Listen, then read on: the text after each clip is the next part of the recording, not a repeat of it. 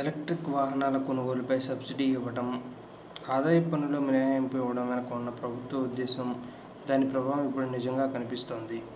అయితే ఎలక్ట్రిక్ వాహనాల అమ్మకాలు పెరగడం వల్ల దేశంలోని పెట్రోల్, డీజిల్ డిమాండ్పై ప్రభావం చూపడం ప్రారంభమైంది. ఎస్బీఐ సెక్యూరిటీస్ నివేదిక ప్రకారం దేశంలో పెట్రోల్, డీజిల్ వినియోగం గణనీయంగా తగ్గింది. ఫిబ్రవరి 2025లో పెట్రోల్ వినియోగం 12 నెలల కనిష్ట స్థాయికి, అలాగే డీజిల్ వినియోగం 5 నెలల కనిష్ట స్థాయికి చేరింది.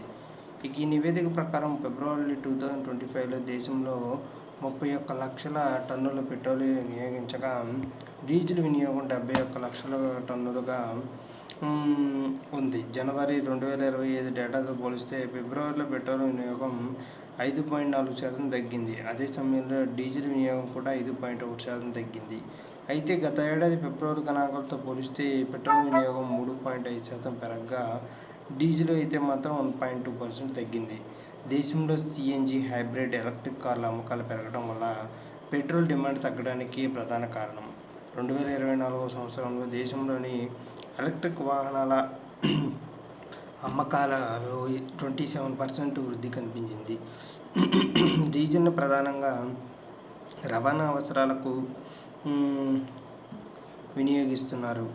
ఇంకా అలాగే ఈ రంగంలో తక్కువ మోటార్ వాహనాలు, ఎల్ఎంవి విభాగంలో పెద్ద సంఖ్యలో ప్రజలు విద్యుత్ వైపు మళ్లారు. దీనివల్ల డిజిటల్ డిమాండ్ తగ్గింది. అదే సమయంలో ట్రక్కు, బస్సు విభాగంలో సీఎన్జీ, ఎన్ఏజీ వంటి మొదలైన విద్యుత్ ప్రత్యామ్నాయ ఇంధనాల వాడకం పెరిగింది. ఇదే సమయంలో రైల్వేల డిజిటల్ వినియోగం కూడా తగ్గింది. భారతదేశం ఇప్పటికీ ప్రతి సంవత్సరం తన పెట్రోలియం అవసరాల్లో ఎక్కువ భాగాన్ని దిగుమతి చేసుకోవాల్సి వస్తుందని కేంద్ర రోడ్డు రవాణా, రహదారుల